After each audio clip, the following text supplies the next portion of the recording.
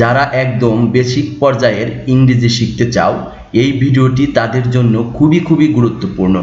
এই ভিডিওতে আমরা শিখব নাউন সম্পর্কে। নাউন বা বিশেষ্য কি? এর উত্তর হচ্ছে, নাউন এমন একটি শব্দ যা ব্যক্তি, প্রাণী, বস্তু, স্থান বা ধারণার নাম বোঝায়। আমরা নাউনের বাংলা সংজ্ঞা শিখলাম, এখন ইংরেজি সংজ্ঞা শিখব। ইংরেজি সংজ্ঞায়, a noun is the name of a person, place, thing, animal or idea. আমরা নাউনের বাংলা সংজ্ঞা শিখলাম এবং ইংরেজি সংজ্ঞা শিখলাম। এখন আমরা নাউনের উদাহরণ শিখব।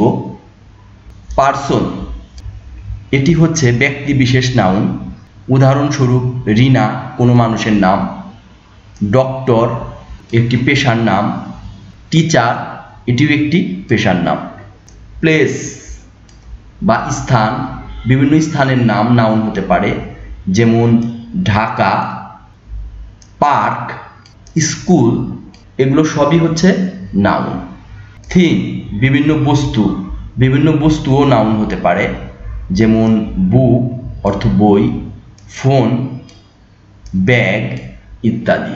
অ্যানিমাল বা প্রাণী, বিভিন্ন প্রাণী নাউন হতে পারে, এগুলো হচ্ছে ডগ কুকুর, ক্যাট বিড়াল, কাউ গরু। আইডিয়া, যেমন অনেস্টি সততা, এটি নাউন। লাভ ভালোবাসা, এটিও নাউন। ব্রেভারি এটিও নাউন। এখন আমরা নাউনের প্রকারভেদ শিখব। নাউনের 5টি ধরন, এগুলো হলো proper noun, common noun, collective noun, abstract noun, material noun. উদাহরণ বিশ্লেষণ। সেন্টেন্স, একটি বাক্য। বাক্যটি হলো, Rina is reading a book in the library.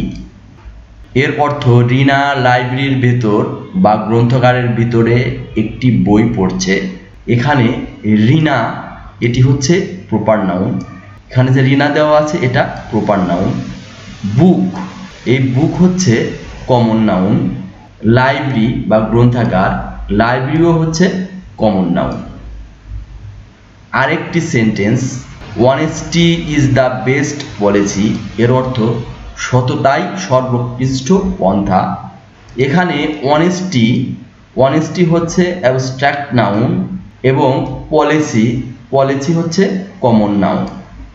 তোমাদের জন্য একটি প্র্যাকটিস, একটি সেন্টেন্স দিলাম, এটি হচ্ছে, the dog is barking in the garden. এই সেন্টেন্সে কোথায় কোথায় নাউন আছে এবং কি ধরনের নাউন আছে তোমরা কমেন্টে লিখো। কমেন্টে লিখলে বুঝতে পারবো তোমরা ভালো বুঝতে পেরেছো।